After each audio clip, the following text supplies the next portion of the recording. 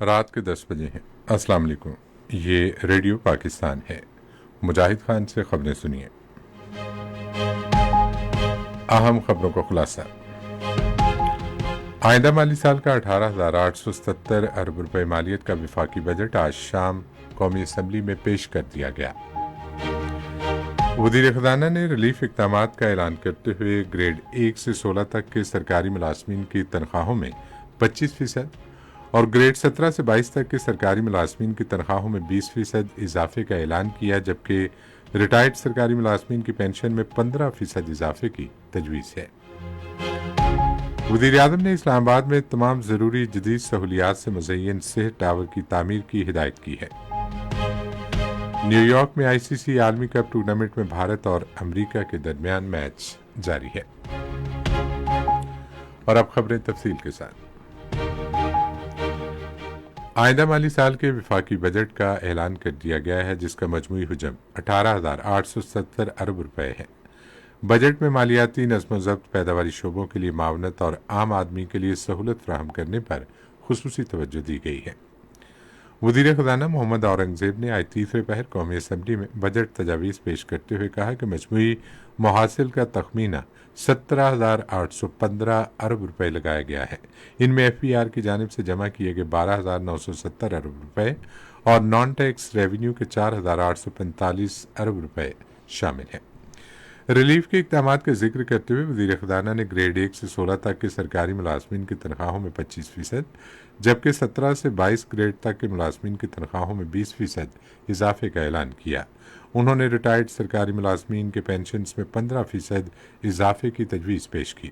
کم سے کم اجرت 32,000 سے بڑھا کر 37,000 روپے کر دی گئی۔ وفاقی محاصل میں صوبوں کا حصہ 7,438 ارب روپے ہوگا۔ وزیر خزانہ نے کہا کہ آئندہ مالی سال میں مجموعی ملکی پیداوار کی شرح نمو 3.6% رہنے کی توقع ہے۔ افراط زر کی شرح 12% اور بجٹ خسارہ ملکی مجموعی پیداوار کا 5.9% رہنے کا امکان ہے، اور پرائمری سرپلس GDP کا 1% ہوگا۔ انہوں نے کہا کہ سود کی ادائیگی کا تخمینہ 9,775 ارب روپے ہے۔ انہوں نے کہا کہ اگلے مالی سال کے دوران بے نظیر انکم سپورٹ پروگرام کے تحت مستحق خاندانوں کی مدد کا سلسلہ جاری رہے گا۔ وزیر خزانہ نے کہا کہ BASP کا بجٹ 27% اضافے کے ساتھ 593 ارب روپے کیا جا رہا ہے۔ محمد اورنگزیب نے کہا کہ کفالت پروگرام سے مستفید ہونے والوں کے لیے بجٹ 93 لاکھ سے بڑھا کر 1 کروڑ روپے کر دیا جائے گا۔ انہوں نے کہا کہ ان خاندانوں کو نقد رقوم کی منتقلی میں اضافہ کیا جائے گا تاکہ وہ مہنگائی کے اثرات سے محفوظ رہیں۔ انہوں نے کہا کہ تعلیمی وظیفے کے پروگرام میں مزید 10 لاکھ بچوں کا اندراج کیا جائے گا۔ اس سے مجموعی اسکالرشپس کی تعداد 1 کروڑ 40 لاکھ ہو جائے گی۔ انہوں نے کہا کہ آئندہ مالی سال میں نشو و نما پروگرام میں مزید 5 لاکھ خاندان شامل ہوں گے۔ وزیر خزانہ نے کہا کہ PIA Roosevelt house building finance corporation اور فرسٹ ویمن بینک کی نجکاری کی جائے گی۔ PIA کی نجکاری کے حوالے سے محمد اورنگزیب نے کہا کہ 12 کمپنیوں نے سرکاری اداروں میں دلچسپی ظاہر کی ہے۔ انہوں نے کہا کہ نجکاری کمیشن بورڈ نے 6 کمپنیوں کو پہلے ہی اہل قرار دیا ہے۔ وزیر خزانہ نے کہا کہ 200 cc تک کی گاڑیوں کی رجسٹریشن اور خریداری پر انجن کی صلاحیت کے مطابق ٹیکس لگایا جائے گا۔ تاہم بجٹ میں تجویز پیش کی گئی کہ تمام گاڑیوں پر انجن کی صلاحیت کے مطابق ٹیکس عائد کرنے کے بجائے پہلے سے رائج نظام کی طرح ان کی قیمت کے مطابق ٹیکس لگایا جائے۔ وزیر خزانہ نے کہا کہ معاشی خسارے کو کم کرنے کے لیے اخراجات میں کمی حکومت کی حکمت عملی کا اہم ستون ہے۔ انہوں نے کہا کہ ہم غیر ضروری اخراجات کو کم کر رہے ہیں۔ وزیر خزانہ نے کہا کہ خالی اسامیوں کو ختم کرنے پر بھی غور کیا جا رہا ہے، جس سے 45 ارب روپے بچانے میں مدد ملے گی۔ ملک کے مختلف طبقہ ہائے فکر نے آج کے پیش کردہ بجٹ کو سراہا ہے۔ اس حوالے سے Lahore chamber of commerce and industry کے صدر کاشف انور نے نئے بجٹ کو ملکی معیشت کے لیے سازگار قرار دیا۔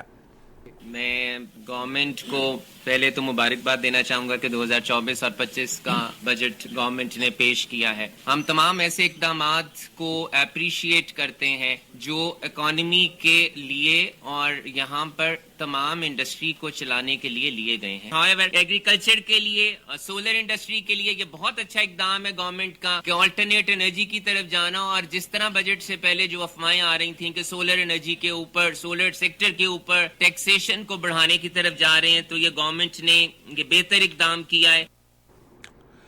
وزیر اعظم محمد شہباز شریف نے متعلقہ حکام کو ہدایت کی ہے کہ وہ اسلام آباد میں ہسپتالوں، میڈیکل اور نرسنگ یونیورسٹیوں، جدید لیبارٹریز اور تشخیصی مراکز پر مشتمل عالمی معیار کا ہیلتھ ٹاور تعمیر کریں. انہوں نے آج اسلام آباد میں ایک اجلاس کی صدارت کرتے ہوئے سرکاری اور نجی شعبے کے اشتراک سے ٹاور تعمیر کرنے کی حکمت عملی وضع کرنے کی ہدایت کی. انسانی جانیں بچانے کے لیے صحت کے شعبے کی اہم ذمہ داریوں کو اجاگر کرتے ہوئے وزیر اعظم نے ملک میں سامنے آنے والے پولیو کے نئے کیسز پر تشویش ظاہر کی. بریفنگ کے دوران وزیر اعظم کو بتایا گیا کہ جلد نیشنل بلڈ ٹرانسفیوژن اور نرسنگ اور مڈ وائفری پالیسی فریم ورک پر کام آخری مرحلے میں ہے. بھارت کے غیر قانونی زیر قبضہ جموں کشمیر میں قابض فوج نے ریاستی دہشت گردی کی تازہ کارروائی کے دوران آج ضلع کٹھوعہ میں مزید 2 نوجوانوں کو شہید اور 1 کو زخمی کر دیا. نوجوانوں کو سیدہ سکل ہیرا نگر میں تلاشی و محاصرے کی کارروائی کے دوران شہید کیا گیا. بھارتی فوج نے ریاسی راجوری، پونچھ، سامبا، کٹھوعہ اور ڈوڈا کے اضلاع میں مختلف علاقوں میں تلاشی و محاصرے کی کارروائیوں میں کئی نوجوانوں کو گرفتار کر لیا. اور آخر میں کرکٹ. نیو یارک میں آئی سی سی عالمی کپ کرکٹ ٹورنامنٹ میں بھارت اور امریکہ کے درمیان میچ اس وقت جاری ہے.